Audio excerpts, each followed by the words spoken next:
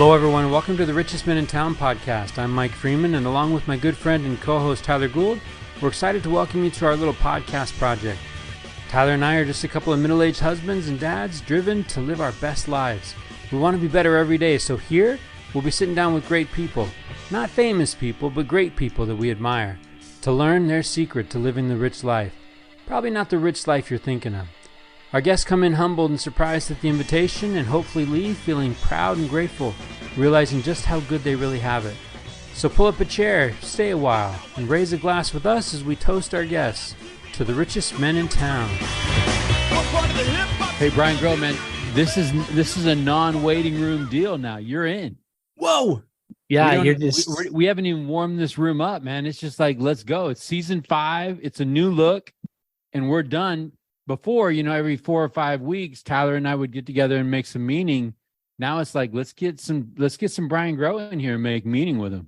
All right, let's do it. I love it. It's kind of, I don't know if your other guests feel this way, but sitting in the waiting room is kind of like waiting for the Jack in the Box to come out.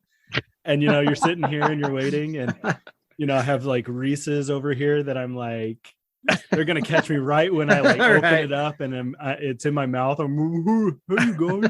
Maybe in the waiting room, we need to have that music that the Jack in the Box has. Mm-hmm. So you just don't know. It'll slow down every once in a while, then it'll kick back in, Oh man. Like that scene in Elf, right? Yeah, exactly. Yeah.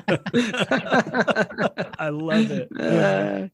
Oh, that's great. Brian, how you doing, man? Oh man. It's March. It's our March tradition is getting together and talking. So, because it's because we're coming up on again and one of those beautiful shoulder seasons where basketball's winding down into postseason. We got Final Four, and then baseball is opening, Masters in a week. I mean, come on. It's a. Well, hey.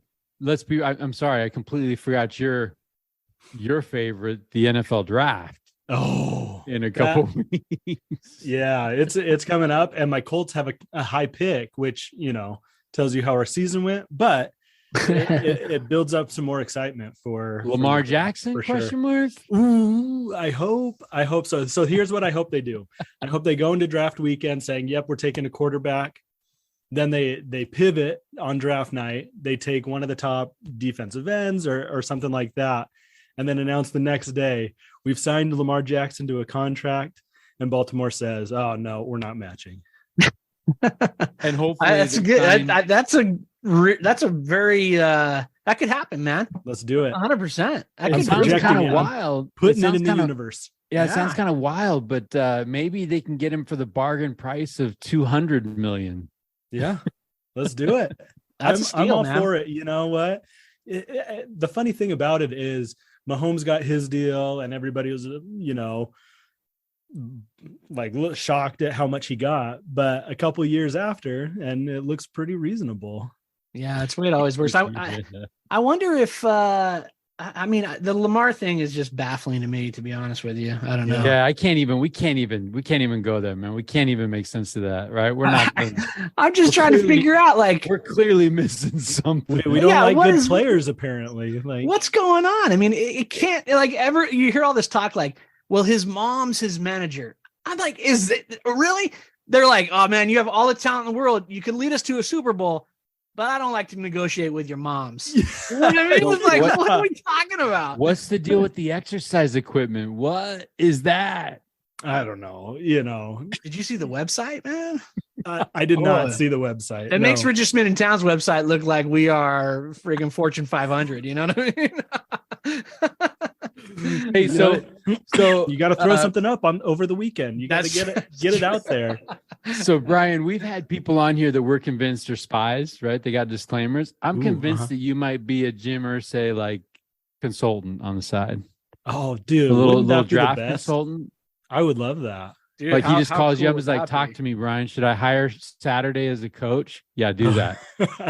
Yeah, I told him to do that so we could get a high pick because I'm tired of playing this quarterback game with Carson Wentz and Matt Ryan. And I mean, Phillip Rivers got us to the playoffs, but I'm tired of the retread and the tired quarterback. I'm ready to get wired, get a Lamar Jackson, get Anthony Richardson, get some excitement, do something other than what we've been doing. Remember when Russ Wilson would have been in that sentence?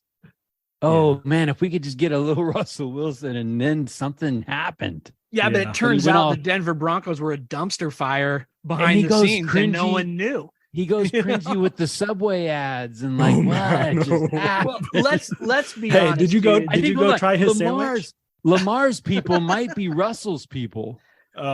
Russell is the cringiest player in the NFL, 100%. Yeah, some of those sideline things. He's like, yeah, call out pass when it's a pass. Oh, Call out man. pass when it's a pass. And you're like, okay, Yeah. I remember doing that freshman high school football. Honestly, yeah. Oh, remember when he was injured and he like ran through a simulated play on the field all by himself?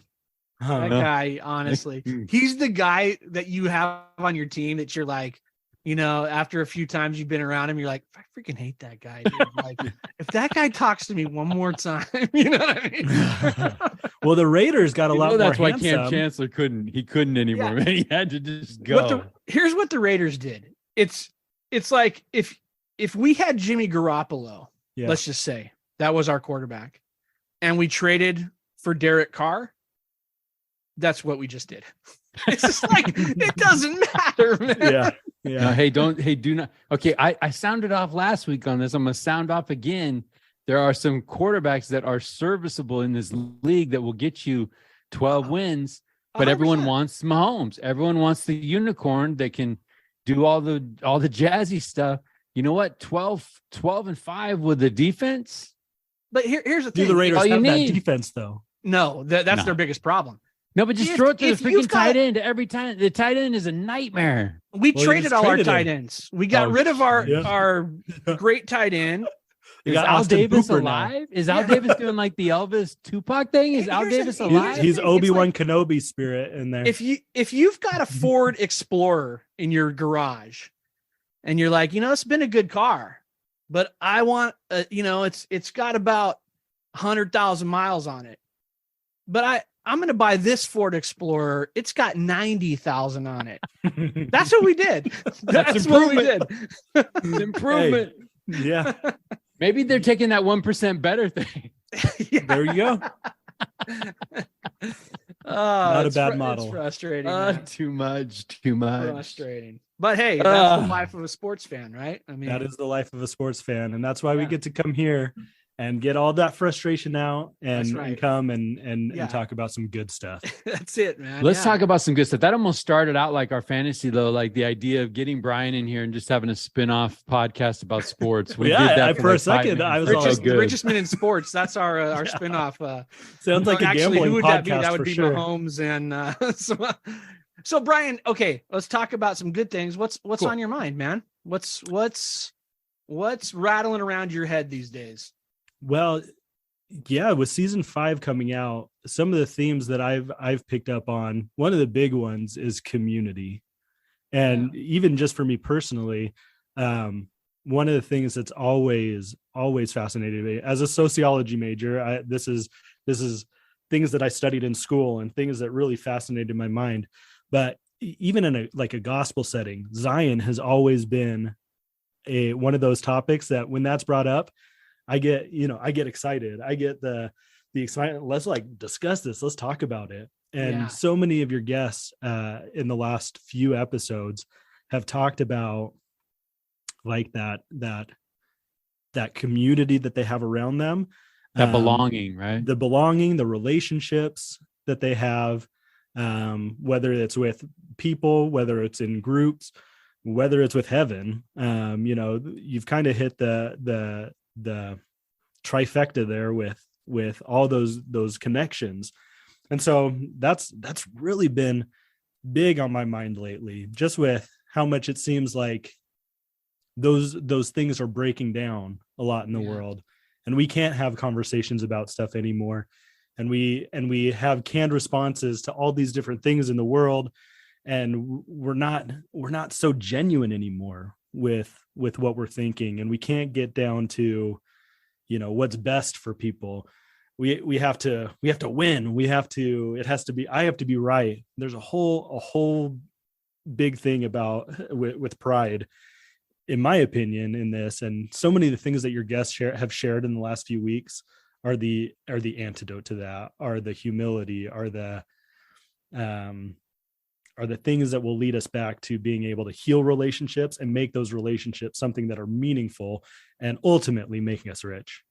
Yeah, I agree with you. And I think that one thing that's interesting is, outside of this magical room of the richest men in town, conversations are so guarded, right?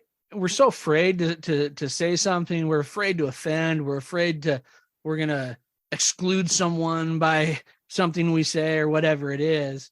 And the thing that I've loved, especially coming into season 5 and having the conversations that we've had recently, and it's been a very diverse, Mike, would you agree with that? A very diverse group as far as the things that they're dealing with and what's been going on in their lives, and how open have those conversations been that we've had.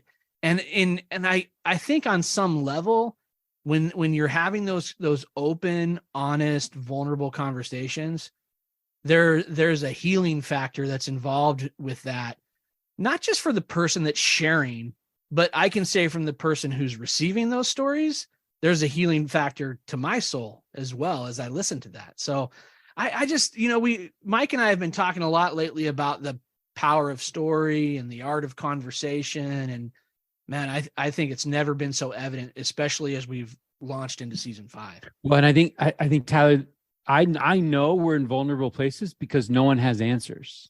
Yeah. Right. For a couple of the guests that we've had lately, we've been in this a little bit of this uncertainty, right? Or we're making some connections, and I think to Brian's point, I don't know if you guys have ever had this situation where you look back and you were wrong about a relationship, right? I recently had lunch with somebody where I was wrong. First words out of my mouth was, "Hey, let me back up to when we interacted the last time, because I was wrong." Right. And I don't want to move forward without fixing that. It's almost like I'm putting in a retaining wall and I got to get that first row right. If that first row is off a little bit, row 5 and 6 down the road are going to be crazy wonky and the thing's going to fall in. Right. And it's like, I came at that thing totally wrong. And I love that idea. I was wrong because I wanted to win. Me and this person were having an adversarial situation and I wanted to win. Mm-hmm. Right. And it's like the second that I come into that relationship with that mentality, we're doomed. Right. I was not seeing some things because I wanted to be right. And I love that you were willing. Yeah. I love that you were willing to sit down and say I was wrong. Man, oh yeah, you should have seen the person's look on the face. But I mean, is Maya Angelou right? We know better, we do better, right? Well, yeah, 100%. But I mean, how many times are we in these places where now we know better and we're not necessarily conscientious about going out and going back to where we were wrong and saying, "Hey, I was wrong." Well, and here's the mindset. There's something powerful about that. I totally agree. I think it's a relationship changer. Mm-hmm. For sure. The mindset change that can really, this has been my mantra for probably the last 6 months. I found this quote. I was doing some research for work and I found this quote and it just kind of just really hit me and shifted how I think about a lot of things. It's simple. It's from a woman named Lynn Nottage. And the quote is, "Replace judgment with curiosity." And that's what all these conversations that you've been having with people have done. Instead of them bringing up their trial and saying, "Oh man, well, you should have just done this or that." That's kind of a judgment. That's like, okay, tie that up with a bow. I don't have to discuss that anymore. But letting something hang, letting something go, "Oh man, I've never thought about this situation. Let me ask you some more questions. Let me dig deeper into how you're dealing with that, what you're thinking about that, what has helped you with that, what has been painful about this situation that you're in." When we come at it with a curiosity, instead, that is such an opportunity for growth, where judgment just kills any momentum. Hold on. I'm having a moment here, Tyler. I was expecting more from that quote. That is the list. That is the list, man. That is Why the not? list. Replace I love judgment that. with curiosity. Like, that's it. End of story. Period. Not a comma and a bunch of other things to do. Done. Yeah. And I love playing this game in my mind. I go, one of the things that I always think is, what if we always recognize that everybody we were around was a child of God? What would the 100%. World be like? But this is another one of those. What if everybody in the world realized that if they replace their judgment with curiosity, what would the world look like then? I think those are tied together. I think there's a connection between those two things, but man, this world would be a different place. If we I totally agree. And Mike, just let me add, I just want to touch on something you said, Mike. Earlier you said, we've talked to some of our guests and we don't have answers. And I think there's so much power that comes in a conversation where you don't have answers, because no one's throwing out this, let me tell you this thing. And if you do this thing, you're going to be in a good spot. The three of us or the five of us or whoever, we're all putting our heads together going, yeah, I don't get it. What can we do? Right. And then we're having this collaborative conversation where everybody's kind of saying, well, from where I stand, this is kind of how I see it. And from where you stand, this is how you, right? There's a opportunity to kind of triangulate and come up with something together. You're so right. Because when I come into a situation and I have an answer, my whole intent is to get you to see my answer. Yeah, absolutely. Listen to me. Versus like, hey, I got an angle to this question. You have an angle to this question. You have some experience maybe that can help me answer my question, or at least move towards some kind of answer, right? And I think that this, I sent you guys that text, pretty powerful. It might be kind of long, but I don't care. I'm going to read it anyways. We're a long form podcast, right?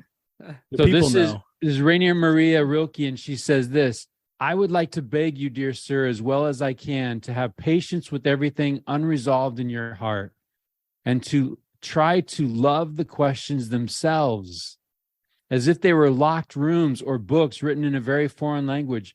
Don't search for the answers, which could not be given to you now because you would not be able to live them. And the point is to live everything. Live the questions now. Perhaps then someday, far in the future, you will gradually, without even noticing it, live your way into the answer. Yeah, it's great, man. It's really good. I love that, right? It's really good. Yeah. I love that idea of like, we carry these questions and we chew on them, right? We don't ditch it out. We don't throw the whole plan out because we got this one question or these couple questions. We live in those questions, and then down this road, this journey that God sees around the corner, we come into these questions, and all of a sudden we might live enough in those questions to have some context to be like, oh, now I get it. That makes sense. Versus if I rush to judgment. Yeah, right. It's just so unfortunate that our society, the value is certainty. Yeah. Whether it's, sometimes it's even not certainty, but just the illusion of certainty. Even if I'm projecting confidence, if I'm projecting, I'm sure about this thing, we reward that. And so many of those things, we automatically trust those things instead of, and the person, oh man, I'm going to butcher this quote, but I heard it and I love it. Maybe I'll have to look it up before I say it to you, but it's how tragic is it that those who don't know are the most confident, and those that do are too timid to express the things that they know. Well, I'm going to find the actual quote. Don't sound Brian, so silly. In 2023, you know how Google Analytics can trend word usage, right? And over time, you can see the popularity of a certain word. What would be trending right now in 2023? A question mark or an exclamation point? Oh, exclamation. That's all it is. We got to grab people's attention and hold it as long as possible. Everyone's got it, and they're yelling it to grab. 100%. And think about the best conversations, or even the best relationships that you have. For me, it's that person or those people that I can just explore a topic with, right? There's it's just open-ended. It's like, what do you think about this? And then it's just this long conversation. At the end of it, no answers are resolved. We may be coming a little bit closer, but I'm more well-informed, right? Because I'm not going in with a hard stance as to this is what I believe, and you should believe exactly as I believe, right? So check this out on this idea of no judgment and instead curiosity. We had a great opportunity to get all the bishops together the other night, and we brought in a former bishop, Dan Taylor, right? Mount Shasta. Love that guy. He shares some things every bishop should know, and I just think it's great life advice. The first one was, be slow in judgment. Shares this story. He's called his bishop, and he has this opportunity, and he's been watching this dirty, rotten scoundrel, right? He's been watching this dirty, rotten scoundrel in his ward, and by golly, now he's going to come in and get in here and figure this thing out, you dirty, rotten scoundrel. I know what you've been up to. In 5 minutes, meeting with him, they're both crying. And he realizes that maybe that dirty, rotten scoundrel's been wronged before in his life, and he's struggling with how to deal with things, right? And he came out and just super quick to repent and change and realize that, hey, withhold judgment, right? Yeah. Be slow to judge because you just don't know. Yeah, absolutely. Absolutely. I love that. I love also, Hey, Brian, calling someone a scoundrel. Like, I think that's a cool, that needs to come back, man. along with walking, I need to know when I'm out the of line. plank. Yeah, I need to know when I'm out of line by saying, hey, Brian, you're being a little bit of a scoundrel. You need to calm it down. Walk the plank, you scurvy dog. Yeah. Love it. Hey, Brian, can I read the quote you shared with us? Yeah. Just kind of throwing something out there. I thought it was pretty fascinating because, we usually think, okay, faith is going to be the questions and science is going to be the facts. Yeah. And you shared this thought from Richard Rohr, Franciscan friar. Mm-hmm. My scientist friends have come up with things like principles of uncertainty and dark holes in the science community, right? That's interesting. They're willing to live inside imagined hypotheses and theories, but many religious folks insist on answers that are always true. We love closure, resolution, and clarity while thinking that we are people of faith. How strange that the very word faith has come to mean its exact opposite. Right? Isn't Pretty that good. just such a, when I heard him talking about this on a podcast, that just hit me. I was just like, he is so right. We make certain things that are in no way certain. It just as an example, when we talk about when we try to logic commandments, right? When we try to say, oh, well, this is a commandment because this and this and this and this. And really, that's never been said. I think about the word of wisdom and people say, well, yeah, we don't drink hot beverages because they're habit forming. And we don't want to have anything that can kind of control our agency and kind of override it. And while that might be true, that isn't necessarily spelled out in that way. And so we're making something certain, whereas what's better, to have that or to say, you know what? I follow the word of wisdom. I follow this commandment. I follow that commandment because I love God and I know that he cares for me and that the things that he's asking me to do are going to ultimately be a blessing in my life and contribute to my growth, my joy, and my eventual salvation and exaltation. Right? Yeah. We walk by faith. Yeah. I love that. It's funny. It reminds me, somebody one time came and asked me about a specific thing about the word of wisdom, not in the word. It's nowhere spelled out. Right. But it was like almost this, like, say this, I need to know the answer because this person then will be proven wrong. One of those situations. I love that, man. I was just like, how do you feel about this thing that you're asking me about? I don't think it's wrong. I said, roll with that. You just do you, right? That's a Wiseman hack right there. Yeah. Exercise your ability to make a good judgment. There you go. Don't have someone make that judgment for you all the time. Right? Well, Absolutely. and answer the question versus teaching people to find answers. Yeah. Exactly. Yeah, that's a game changer, right? And I think of the guests that we've had over the last the last month or so. I mean, just this season 5. And I think of this, man, how hard is it to hold space in uncertainty? Right. But Rachel, and the way she was able, like her mom taught her to, I want you to feel wanted. I want you to hold your space and hold your space. That's as a woman growing up in 2023, as a woman who identifies like Rachel identifies, and just like hold that space and defend it and fight it against anything and everything that's just trying to come in and move you out of that space. And here's the cool thing about that, Mike, whether you're walking the same walk as Rachel, or you're walking a different path, that truth that she taught is the same, right? It's absolutely the same. It's interesting because over the past few days, I've had multiple people contact me about that episode and talk to me about some of the things that she taught in that episode.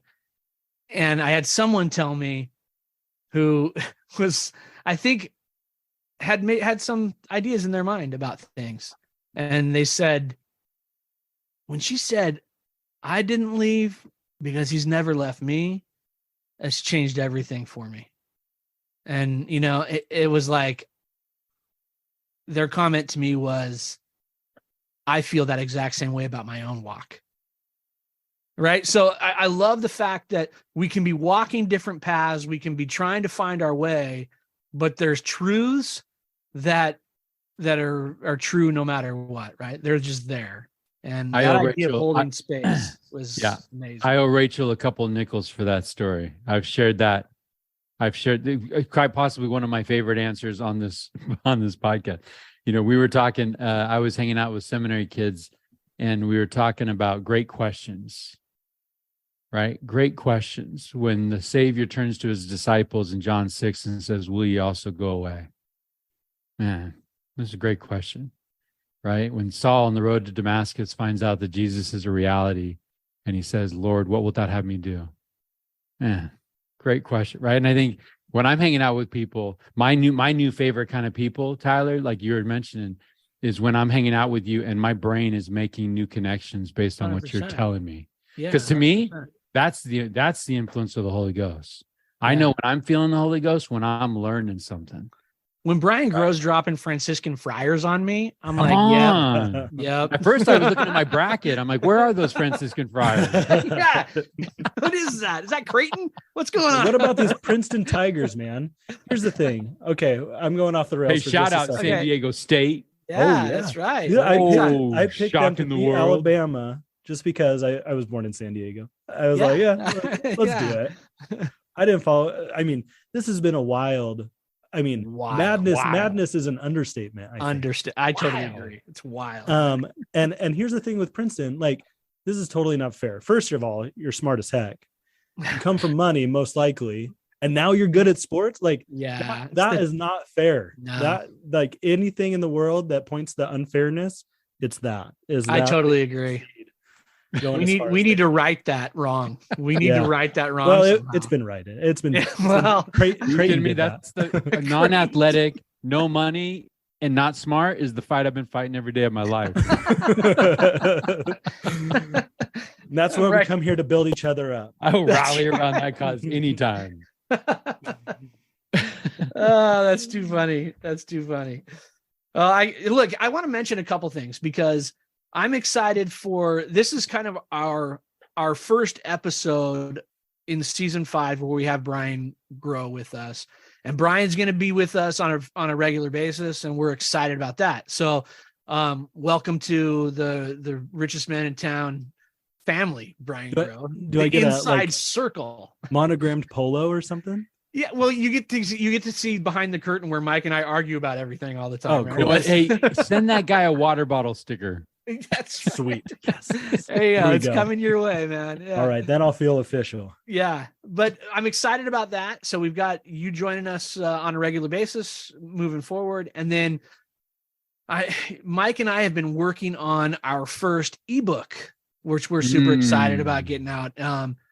We're hoping to have it be able to drop on Monday, Mike, and I think we're in the final stages of editing and kind of cleaning it up. And man, I can tell you this. First of all, it was it was almost a painful process picking 16 stories. I really felt bad about that because there's so many people that I love. In fact, it's like your kids, you love them all.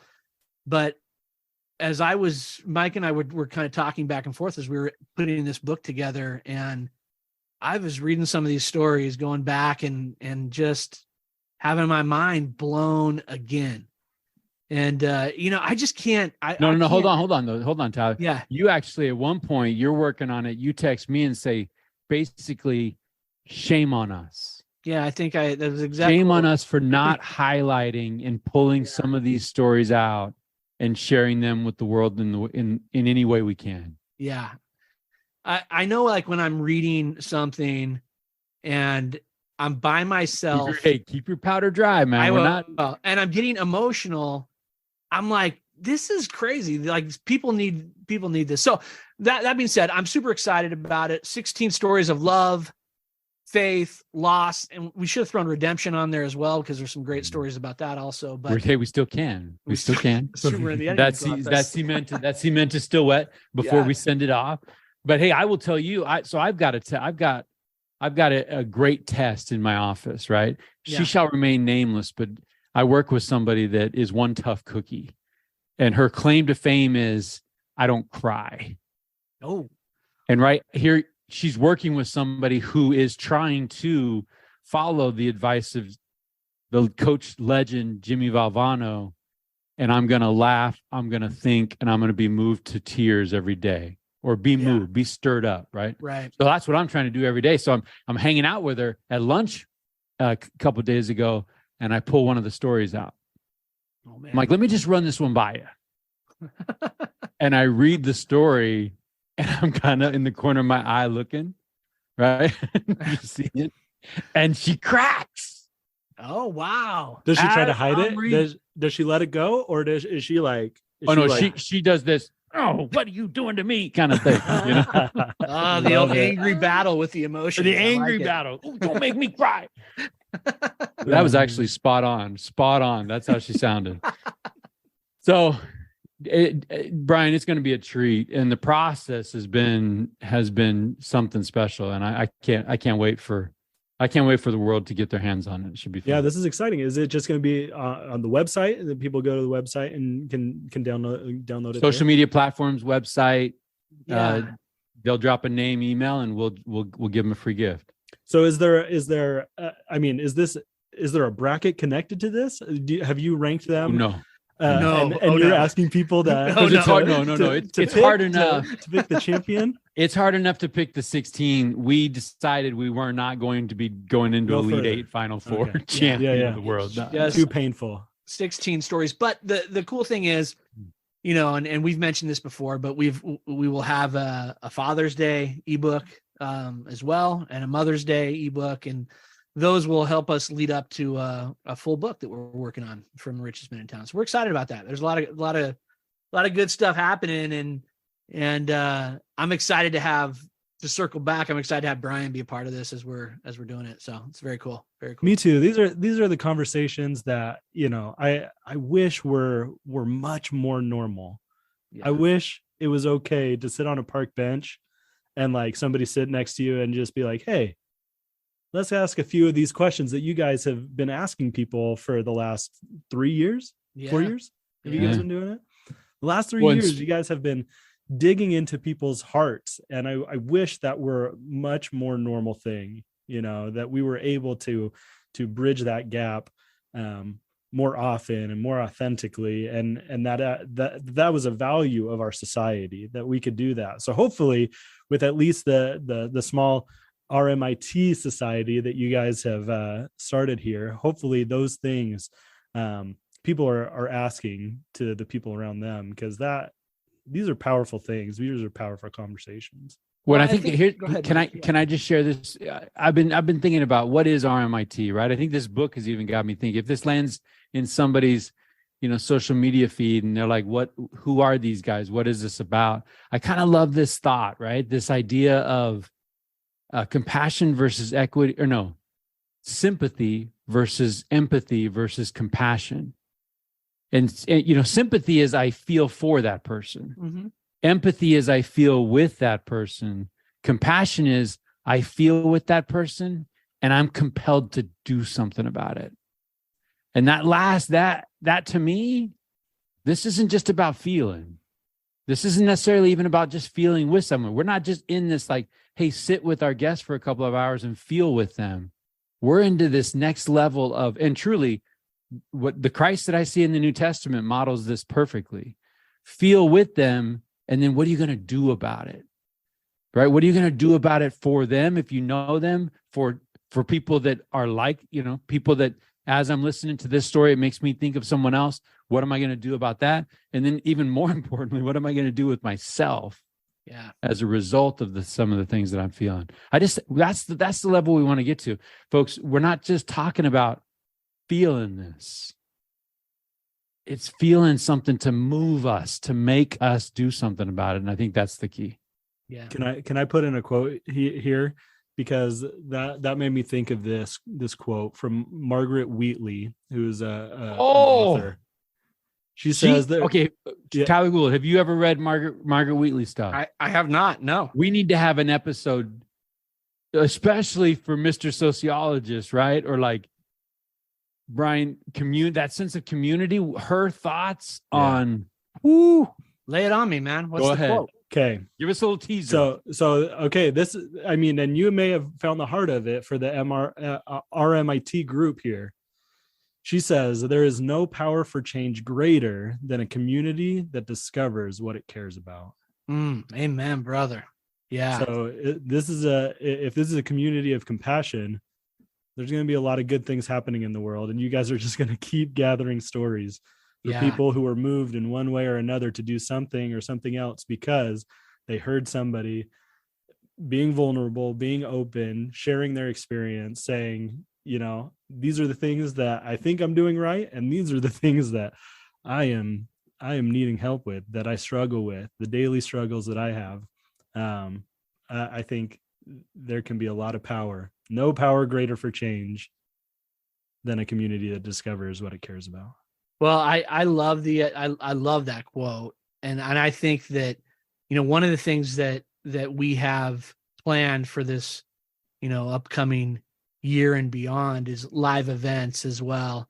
And I love the idea of engaging those people at live events in our questions, right? I just think that what a cool thing. I mean, I was thinking about someone the other day, and I actually took out a couple questions from our pre-show document that we send to our guests, and I sent them to this specific person. And I just said, I would love to hear your thoughts on these two things.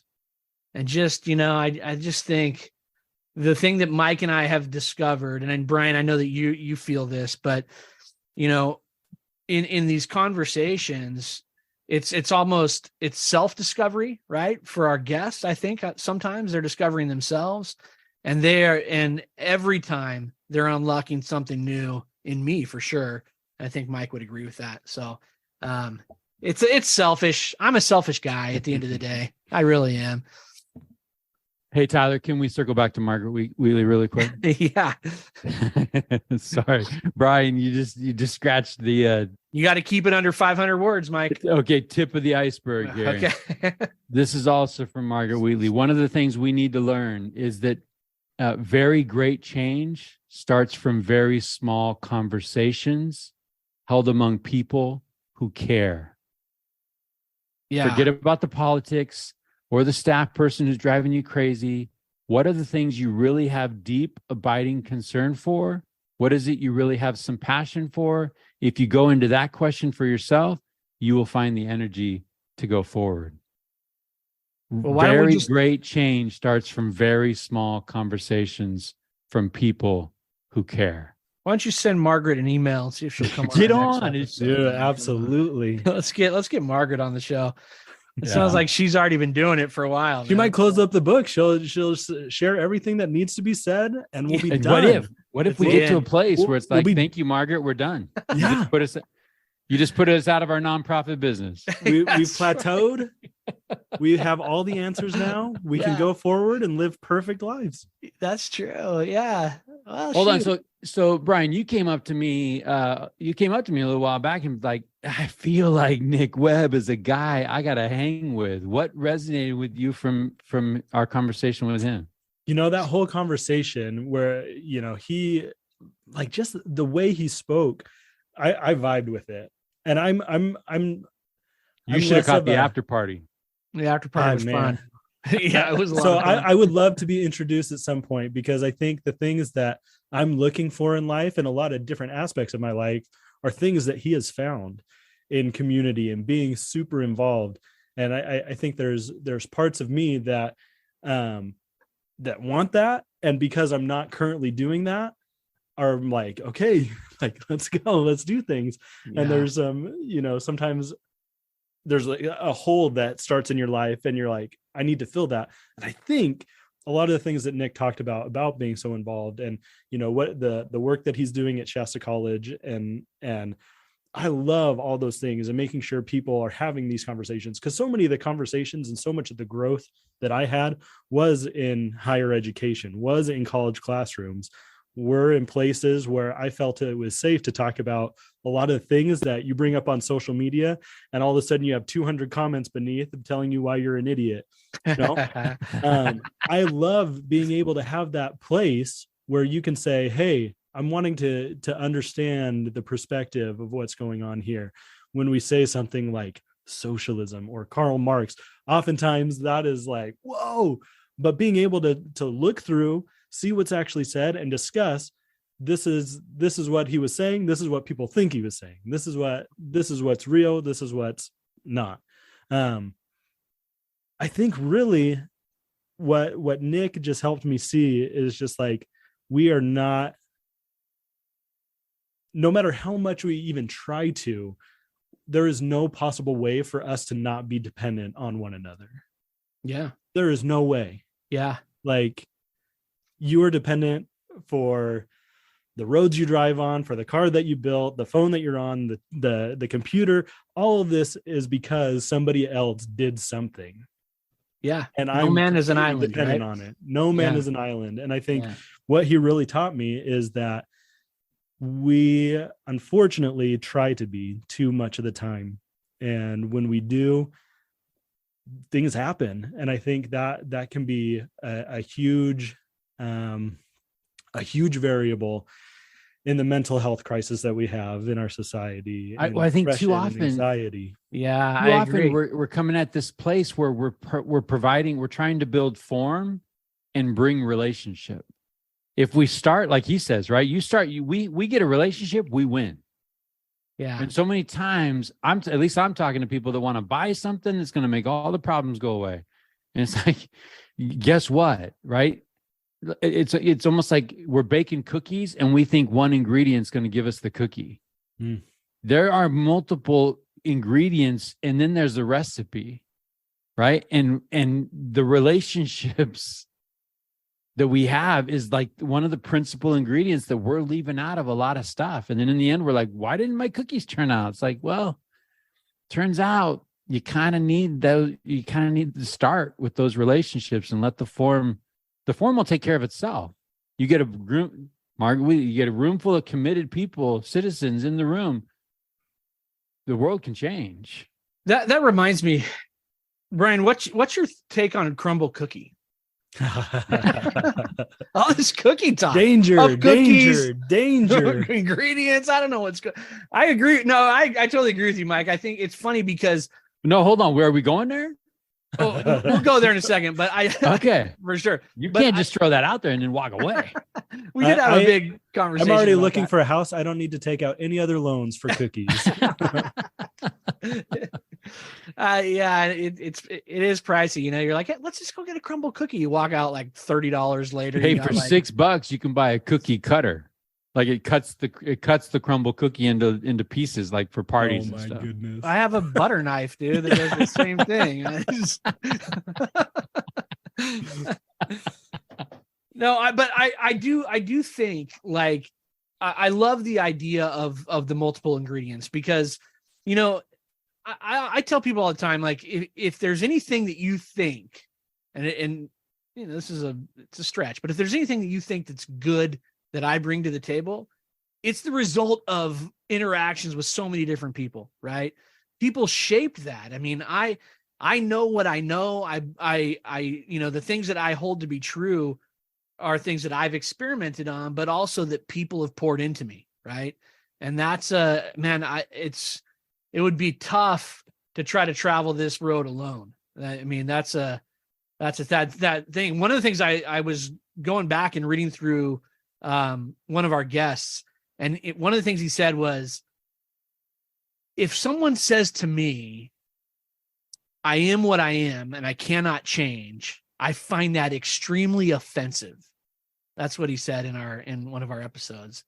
And I was listening to that and I thought, man, I love that thought, right?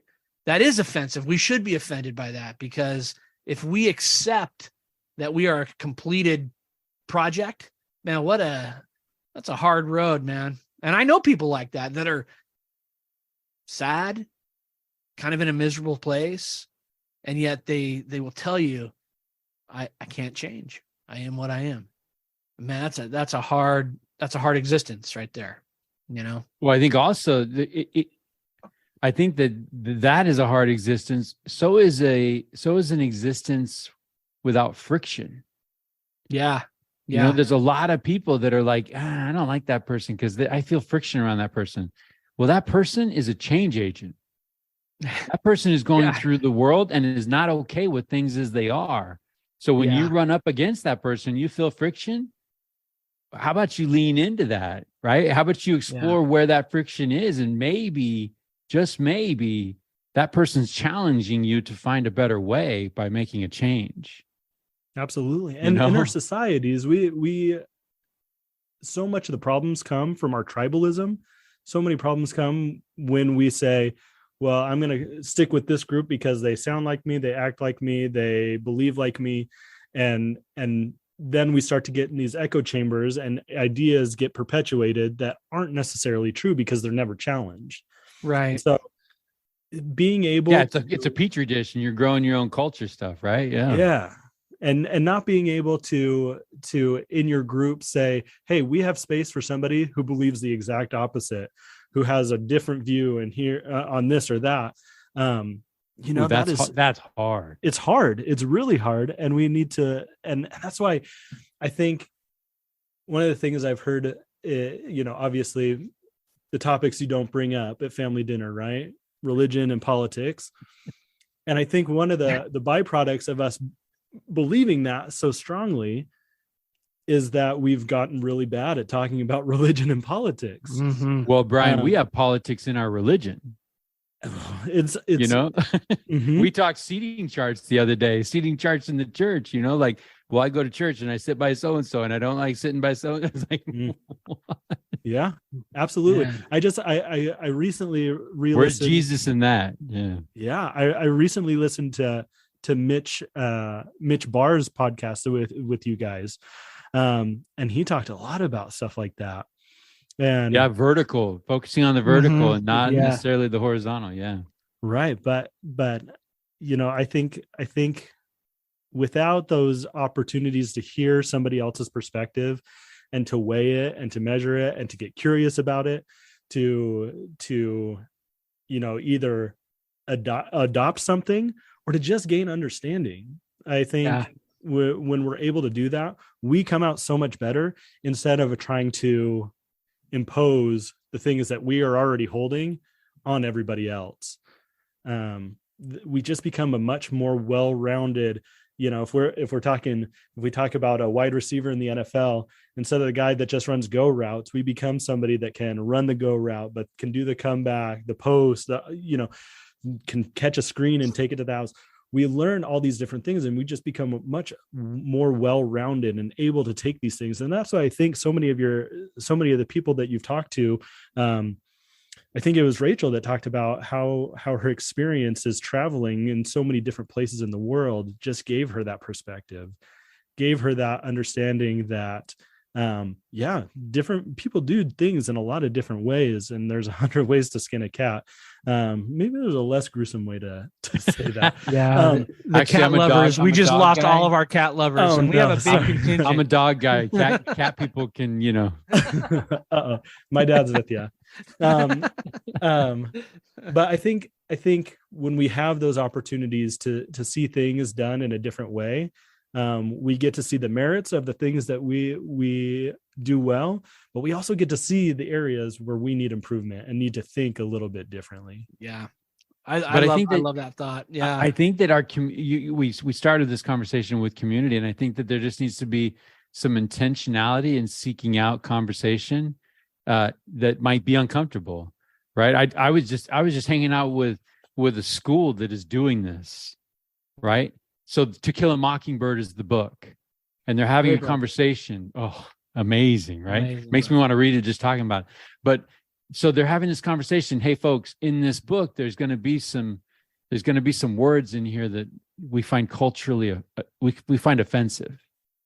Right. But the author had an intent. So let's have a discussion. How do we want to handle the reading of this book with some of this content, in particular, some terms that are going to be racial, they can be racial slurs and be seen as offensive. And so they spend 2 days discussing that with kids, modeling, what's your perspective? I'm going to listen to yours. Here's my perspective. Oh, I listened to yours and I'm going to maybe change mine. Or I'm holding the mic, right? A couple of days where it was awkward and we're not necessarily, it doesn't feel like we're moving forward. And anybody looking at that would be like, can we just get on with things? But sometimes making time and space for conversations. And in the end, they decided we're going to respect the author's intent. And not only are we going to read it as it is, we're going to read it aloud. I would love to be a fly on the wall for that. Because I think in a classroom setting like that, we would learn so many of the reasons why the Savior taught us to be like little children.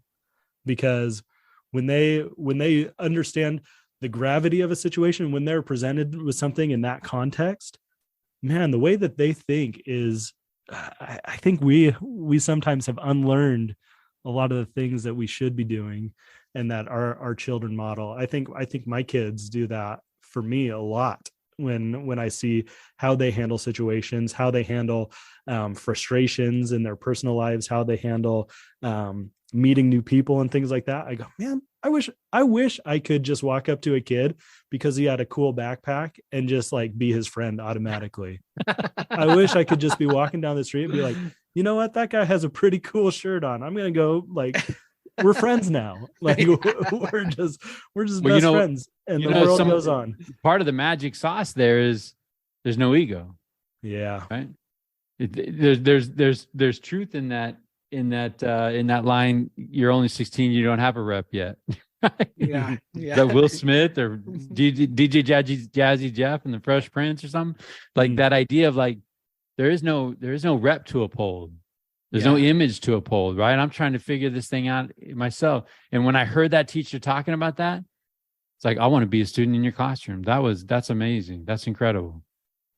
Shout out to To Kill a Mockingbird, man. Yeah. What a piece of work.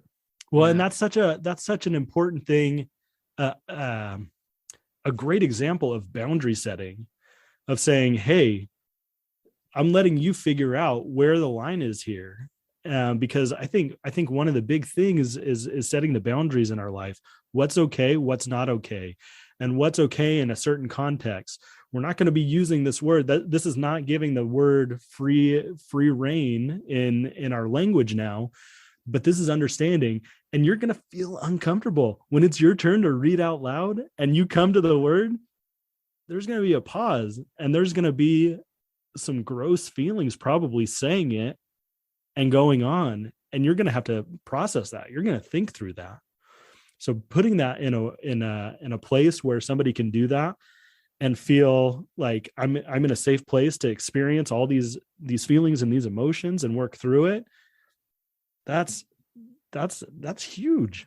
That's a huge, and I think that experience. teacher that teacher giving the context to that's a big deal, right? Like I think so many things are lost because we delete context and nuance, right? We just want to say, this is it. And this canceled. This is done. Right.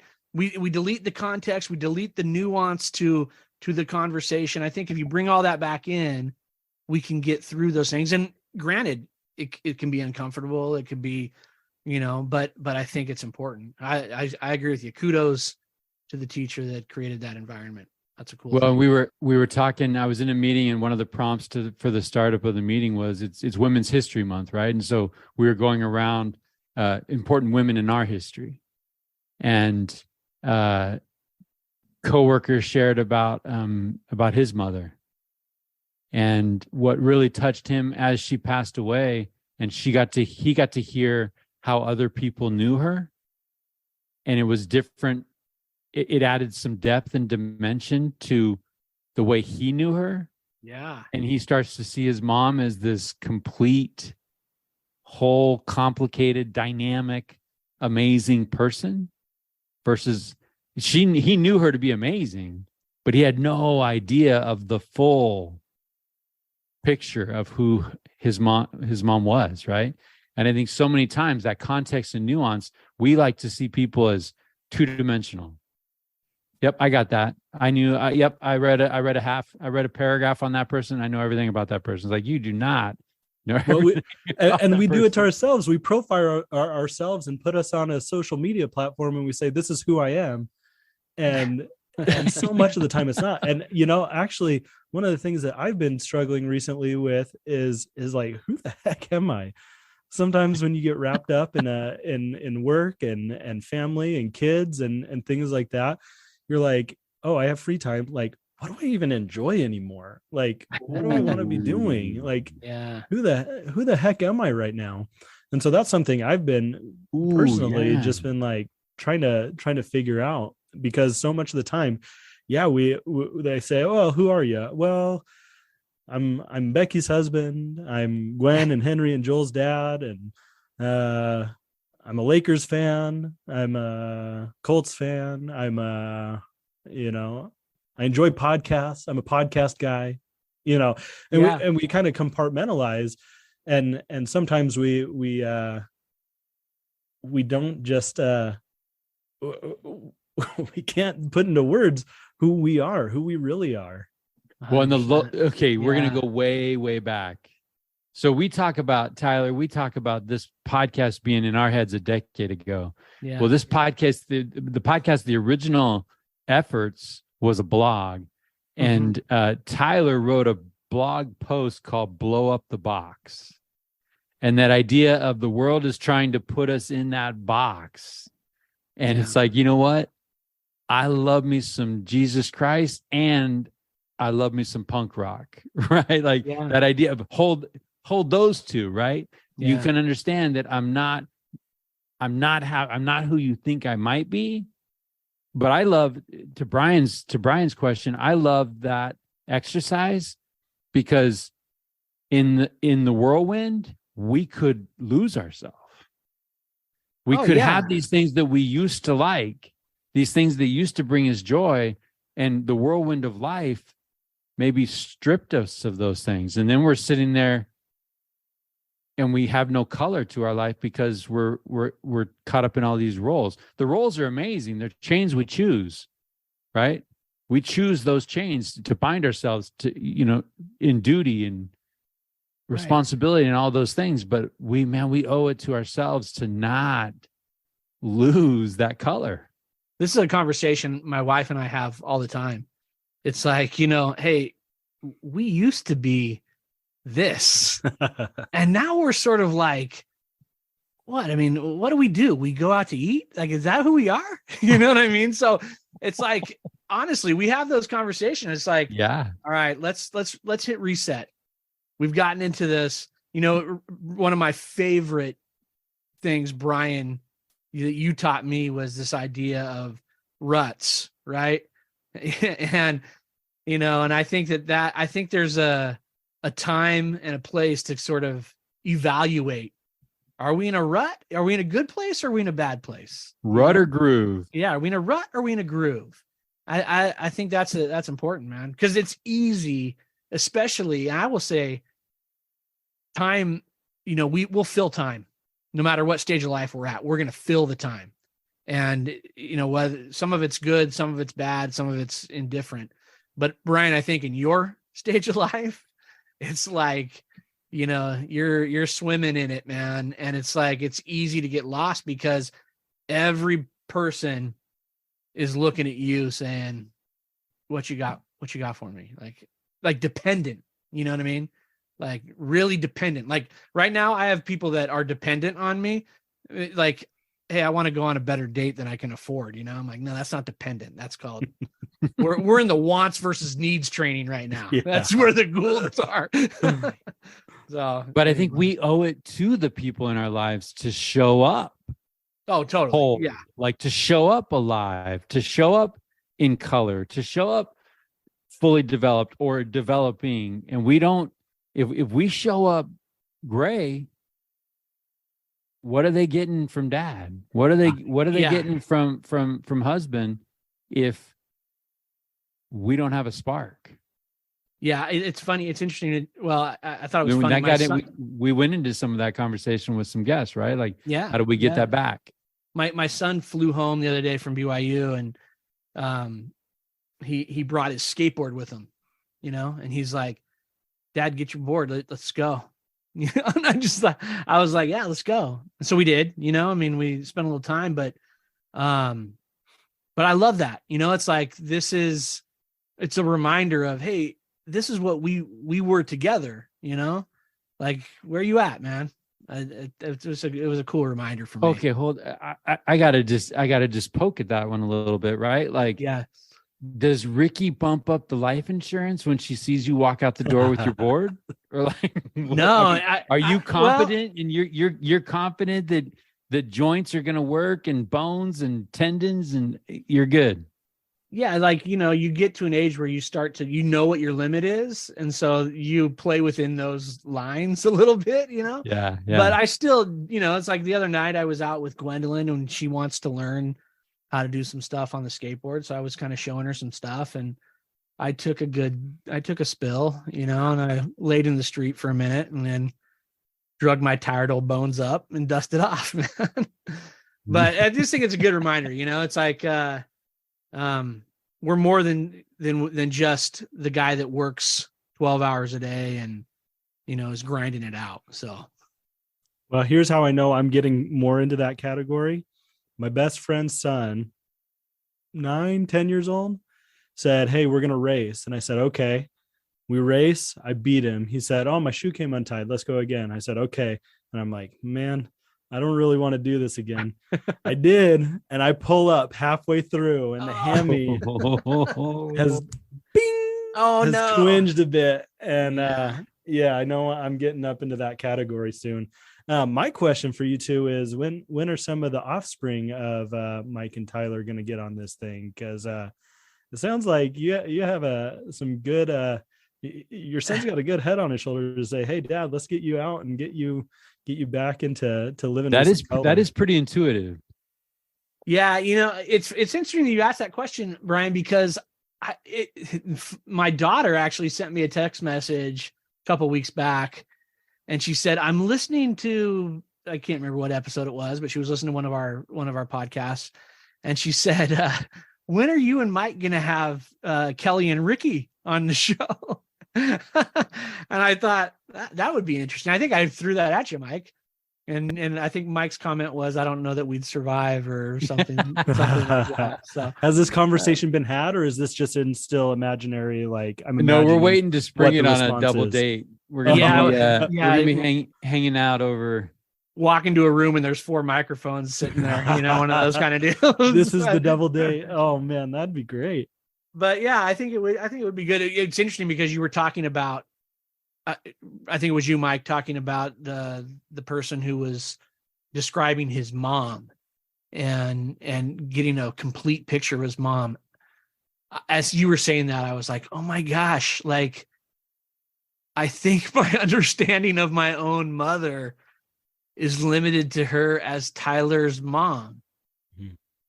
And it's interesting because we have people that come on this podcast, and when we invite them, they tell us, I have nothing to bring to the table, right? There's nothing I can say that would enrich someone's life.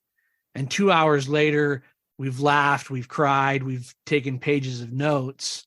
And I know Nick Webb as a three-dimensional, fully formed person. And I'm like, man, how have I done the work with those that I love the most? That's an interesting question. That's an interesting Well, how fun would it be to jump on Facebook around Mother's Day and say, hey, post a picture of your mom and say, this is my mom. I love her. Tell me why you love her. Yeah. And just see where that goes. Yeah. Right. Because I think I did the same thing. I hear that and I'm like, oh my goodness, what depth am I missing? Yeah. You know, and careful because, you know, Brian, we're talking about who am I? I think we should probably be intentional about asking that question about our spouses. Absolutely. Right? Making sure they don't get lost in the whirlwind that is everything. You know, hey, and I shared this quote earlier. I'm going to share it again on the subject of skateboarding. I tried one time. I'm not a skater. Tyler drops it in still. But this is Jay Adams' quote. You didn't quit skateboarding because you got old. You got old because you quit skateboarding. Yeah, I love that quote. Right. So take out the word skateboarding and drop in whatever it is that does give you passion. We can't quit those things. Yeah. But like Tyler said, we're not condoning getting out there and doing stupid stuff. Yeah. Find your game, groove, right? man. Your game has changed. Maybe you're in the corner shooting threes now, BJ Armstrong style. And that's me, man. Hump it out, baby. But even if it isn't catch shoot guy, even if it isn't the thing that used to light you up like that, but it's finding the new thing that lights you up. 100%. You know, this is probably something that you guys have had a lot of light come into your life because of sitting down and having these conversations. Say pickleball. You're not going to say pickleball. I do love me some pickleball. You're there. Oh yeah.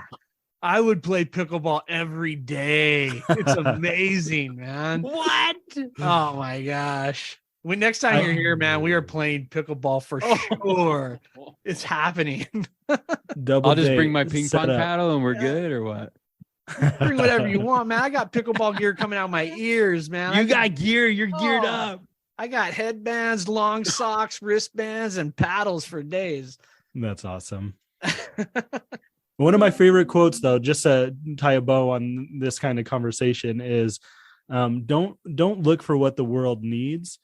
Look for what sets you on fire, because what the world needs is more people that are on fire. I love that idea. And sometimes I think with the way that we live, sometimes we don't protect the space for us to have that imagination time or boredom time where we just are kind of like, man, what sounds fun? And we just have so many things that we can fill time with. And I think sometimes we need to be intentional about, hey, I'm going to try something new on purpose. That's going to maybe I'm going to stink at it, but maybe I'm going to find a new passion. That quote sounds like Sir Ken Robinson, right? Like finding your element, that idea of like, and hey, Dad, hey, Abe, why did you do that thing? Because it lights me up, Dad. Yeah. I Done. love it. Look, gentlemen, it's been fun tonight. I think we just need to. This is so much better, Tyler. This is so much better than you and me trying to figure the world out. Bring Brian Grow. You guys do a great job. I think you guys are selling yourselves short. You need to not do that. No, well, we're working on it, Brian. We're working on it. It's a work in progress. But listen, I want to end with Brian's quote because I love that.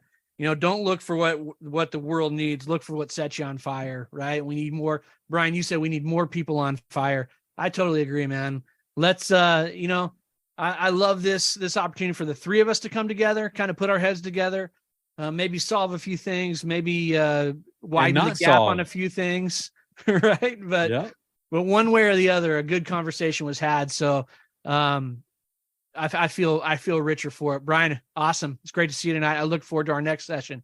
You too. I'm so excited for this. I'm excited for this weekend. Not only do we have General Conference for the Church of Jesus Christ of Latter-day Saints, we have the spiritual dessert of the 16 stories that you're going to share, and then the temporal dessert of the NCAA National Championship. Let's go. That's a good. It's a perfect weekend. Let's go Aztecs. Yeah, that's right. San Diego representing, right? Love it. All right, you guys. Have a good night. We'll talk to you guys soon.